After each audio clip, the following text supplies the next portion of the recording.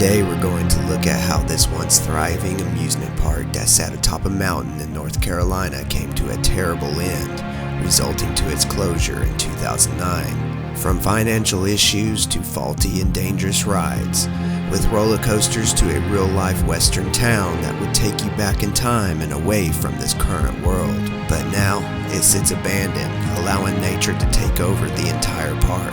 Hi, I'm Zach and welcome to Rooted Expeditions. If you're a fan of the abandoned, historical, and strange locations, then you are in the right place.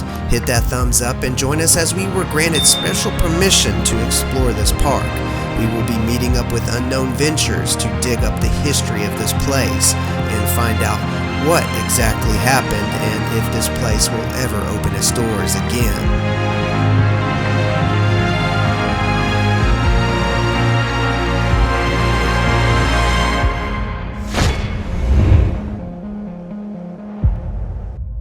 What's going on, guys? Got Unknown Ventures, Robbie. What's up? My wife, Carrie. Hey, guys. Here's a little, I don't want to say behind the scenes, but a little explore of this right here. Abandoned amusement park. At over 4,600 feet above sea level on Buck Mountain sits the ghost town in the sky, which the name suits the location very well, as it's on top of a mountain in the sky, and there's a town that is, well, now a ghost town, but we will get to that in just a moment. The park opened its doors on May 1st, 1961, and quickly became one of the most popular tourist attractions in North Carolina. This place became famous for its Wild West theme, live action shows, and, well, beautiful views overlooking the towns and landscape below. Visitors would park at the bottom of the mountain and have a choice to either ride up in this double incline railway, which would take visitors 3,300 feet up the mountain to where the park was, or they could ride up a two-seated chairlift, which at the time, the two-seated chairlift was the second largest chairlift in the United States. For many people, this park would hold many childhood memories, hitting its peak in the 70s and 80s. You can take a ride on the Red Devil Cliffhanger roller coaster, which would hang over the edge of the mountain and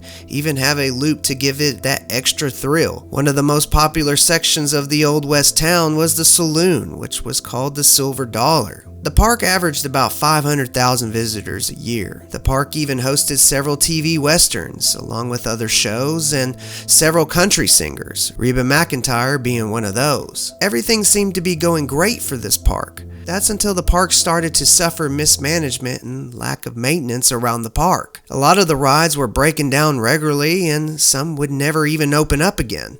Then, one time, the chairlift stopped stranding passengers up the mountain for several hours, which this would upset many visitors, and they would tell other people about what happened and tell them not to come. And in return, this would hurt the park, and they were forced to shut down in 2002.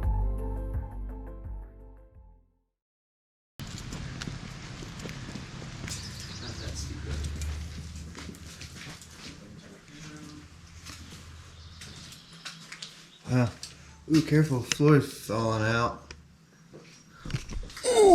Ticket booth, huh? Yeah. Carriage. Ticket booth. One ticket, please. Ew. What's that? What in the world? Then in 2006, the park was sold and the new owners came in and dumped about $38 million in renovations and improvements to get the park back to where it needed to be so that they could reopen. After doing what they could, they were able to reopen in 2007. But their plan that would have been this great comeback would quickly end in a downward spiral as the 2007-2008 financial crisis hit, leaving a huge negative impact on the tourism and attendance at the park. This, unfortunately, would lead to the park's closing its doors in 2009.